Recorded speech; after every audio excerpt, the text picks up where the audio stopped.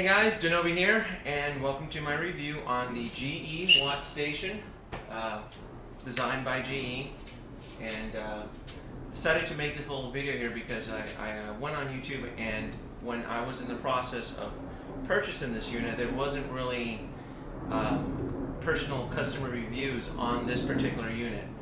Now, I know there is other charging stations that are available on the market, specifically the one that's promoted and endorsed by SPX, the picture right here, this one right here. A lot of you are probably going to be asking me, well, why didn't I go with SPX? It's probably a little bit cheaper. Well, the SPX charging station is a lot cheaper than this one right here.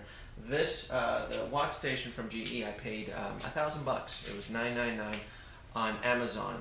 So, you know, there was a few factors I took into account when I decided to purchase this one. One of them being is that because it was supplied by Amazon, I got it in 2 days. You know, 2-day free shipping, no sales tax. The reason why I did not go with the SPX model was because it took too long. It took too long for me personally. It took a little over 3 weeks just to get a EV estimate. You have to take an online survey, and you have to answer a series of questions. It took too long. It took a little over 3 weeks, and by the time they finally got back to me as for an estimate, I had this thing fully, you know, installed, charged, and operational. Not to mention, going this route, it was a lot cheaper than going through SPX. This unit was $1,000, and the installation, I was able to hire a local electrician.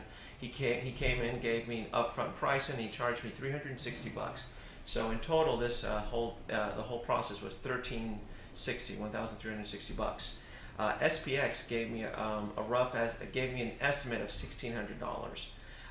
The installation through them was a little over $1,000. I was able to install this thing through a local electrician for $360. So not only was I able to get it quicker, but I saved some money, plus I was able to get something that was just really cool in design. This is just so much more attractive than the SPX model. So I'm going to do a little bit of close-ups here, kind of show you how the unit works. The reason I think I got such a good deal was because my guy was able to run the power source from the main box here, and he was able to install the 240 volt plug on here. The installation on this is, it's actually, I thought, I mean, he installed it in under an hour, so I thought it was actually pretty easy. Well, not easy, but quick. It was very, very quick. He's able to, from what I saw, he's able to run some wires through this panel here, install this. The Watt station is just an attractive unit. That was my biggest decision.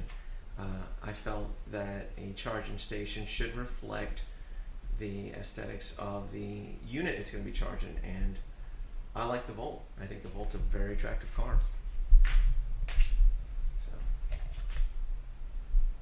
Because one of the reviews I saw on Amazon was that the cord was too short.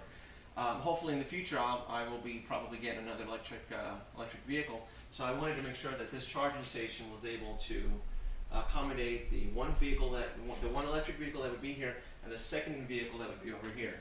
So I'm going to open up the charge port. How long this cord actually really is. And this is another thing too. I like that it's extremely easy to just kind of wrap it around it. I just thought it was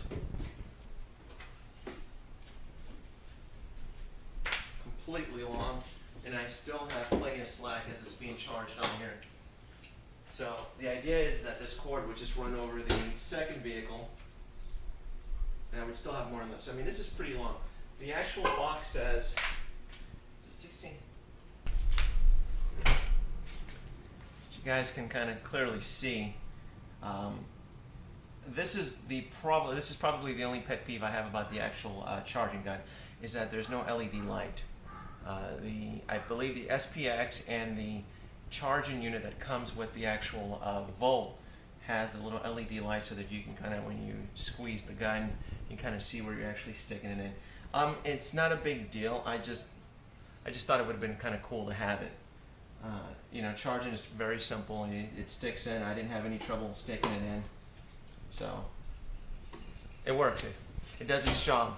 When the green light is on, the car is charging. When the green light is off, it's not charging. The unit is surrounded by a ring of LED lights, which complements the unit very well. It glows at night. I read some complaints that some people thought the light was annoying. I think it's beautiful. I think the fact that the unit glows at nighttime and when my garage is closed, I just think it's pretty neat. It does make a loud thunk that kind of scared me when I first charged it for the very first time. I'm going to see if I can capture the audio for you guys so you guys can kind of hear that. I'm going to unplug it and I'll replug it back in.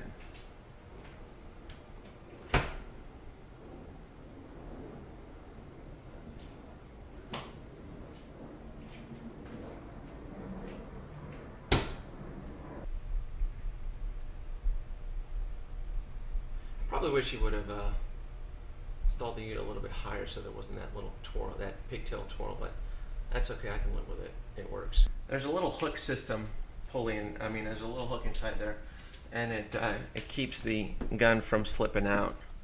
So I guess that's what's going to latch onto it. So it's pretty secure. It's not gonna come out unless you squeeze the gun. So it works. When I first got the unit, I had to push this button to activate. I believe that's what turns it on and off. Otherwise, this little exclamation point here means obviously that it's not charging. And then the green light on top would be charging. So if you guys have any questions for me on the GE Watt Station or charging electric vehicles in general, shoot me a message. Why don't you leave a comment in below, and I'll do my best to answer it. And I kind of like it hanging down. Even as it's hanging down, it still really doesn't look that bad either. Yeah, okay. Thanks, guys, and please subscribe.